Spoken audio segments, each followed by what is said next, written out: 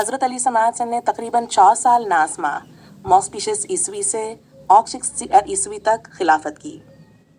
आप चौथे खलीफा राशिद थे जिन्हें खलीफा चहारम भी कहा जाता है। इनकी खिलाफत का दौर फतना व फसाद से भरपूर था, जिसमें कई दाखिली मसाइल और जंगें हुईं, जैसे जंग जमलावर, जंग सफ़ीन। इसके बावजूद हज़रत अली ने इस्लामी रियासत को बरकरार रखने और अदल व इंसाफ के क़याम के लिए अपनी भरपूर कोशिशें की। इनकी शहादत 660 ईस्वी में हुई, जब अब्दुल रहमान बन मुलजम ने उन्हें फजर की नमाज के दौरान ज़ख्मी किया।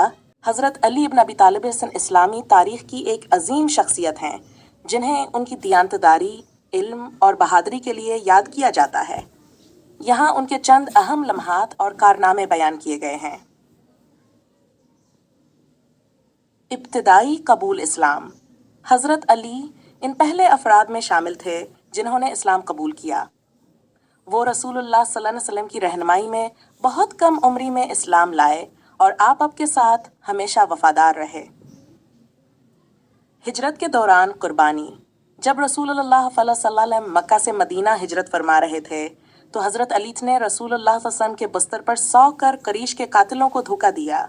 ये एक बड़ी कुर्बानी थी, जिससे रसूलुल्लाह सल्लल्लाहु अलैहि वसल्लम की महफूज रवानगी मुमकिन हुई।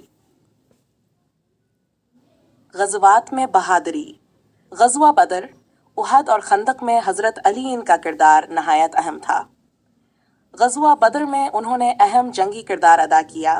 ग़ज़वा उहद में उन्होंने नाजुक सूरत हाल में रसूलुल्लाह सल्लल्लाहु अलैहि वसल्लम का भरपूर दिफा किया और ग़ज़वा खंदक में उन्होंने कुरैश के मशहूर पहलवान अम्रो बिन अब्दूद को शिकस्त दी। असदुल्लाह का लक़ब।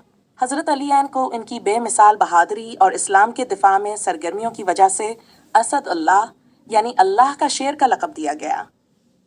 5 इल्म और हुकमत। हज़रत अली हुसैन अपने इल्म और हुकमत के लिए मशहूर थे।